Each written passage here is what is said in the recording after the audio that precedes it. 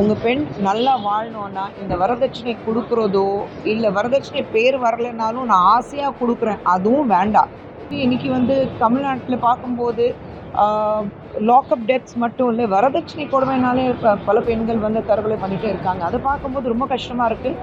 ஏன்னா வரதட்சணை வாங்குறது மட்டும் இருக்குல்ல, கொடுக்குறதும் ஒரு தவறு தான், ஒரு குற்றம் தான். அப்படி இருக்கும்போது ஏன் இந்த மாதிரி ஆசைகள் தூண்டி விட்டுட்டு பெண்களுக்கு பெற்றோர்கள் நாங்கள் வரதட்சணை கொடுக்க போகிறோம், என் பொண்ணுக்கு தானே நான் கொடுக்குறேன், வாங்குறது தப்பு, கொடுக்குறது தப்பு. நீங்கள் உங்கள் பெண் ஒரு ஒரு குழந்தைய நீங்கள் பெற்றெடுத்து வளர்த்தி ஆளாக்கி படிக்க வச்சு தன்னுடைய அங்கம் அது. அப்படி இருக்கும்போது நீங்கள் கட்டி கொடுக்கும்போது எது இருந்தாலும் உங்கள் பொண்ணுக்கு உங்கள் வீட்லேயே வச்சு கொடுங்களேன். அவள் பேர்லேயே தனியாக வைங்க. ஆனால் வண்டி கொடுக்குறதும், நகை கொடுக்குறதும், ஒரு பியூரோ கொடுக்குறதும், நான் இது கொடுத்தேன் அது கொடுத்தேன் உங்கள் வசதிக்கு ஏற்ற மாதிரி, ஐ திங்க் ஒரு சில இடங்களில் பார்க்கும்போது ரொம்ப கஷ்டமாக இருக்குது. ஸோ பெற்றோர்கள்கிட்ட ஒரே ஒரு விஷயம் சொல்லுவேன், உங்கள் பெண் நல்லா வாழணும்னா இந்த வரதட்சணை கொடுக்குறதோ இல்லை வரதட்சணை பேர் வரலைனாலும் நான் ஆசையாக கொடுக்குறேன் அதுவும் வேண்டாம்.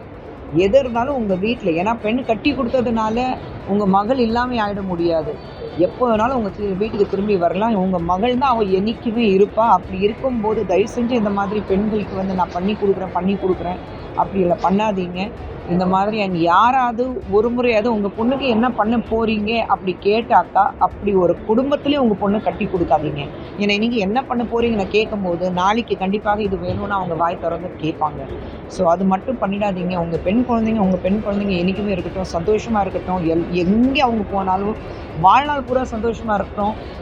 ஒரு 2 பெண் குழந்தைங்களுக்கு ஒரு தாயாக நான் சொல்கிறேன், என் குழந்தைங்க நாளைக்கு நான் கட்டி கொடுத்தேன்னா என் குழந்தைங்க என்றைக்குமே நான் சாகிற வரைக்கும் அவங்க என் குழந்தைங்க தான் இருப்பாங்க, என் மகள் தான் இருப்பாங்க. அதுக்கப்புறம் தான் இன்னொருத்தருடைய மனைவியோ இல்லை இன்னொருத்தருடைய மருமகளாக இருப்பாள். ஆனால் எங்கள் வீட்டில் எங்கள் மகள் எப்போவுமே அவள் இருப்பாள். ஒரு பிரச்சனைனா நேராக திரும்பி வரலாம். அப்படின்னா நீங்கள் உங்கள் பொண்ணுங்களுக்கு கட்டி கொடுக்கும்போது சொல்லிக் கொடுங்க. ஒரு பிரச்சனைனா இம்மீடியட்டாக வாய் திறந்து பேசுங்க. அதுதான் ரொம்ப முக்கியம்.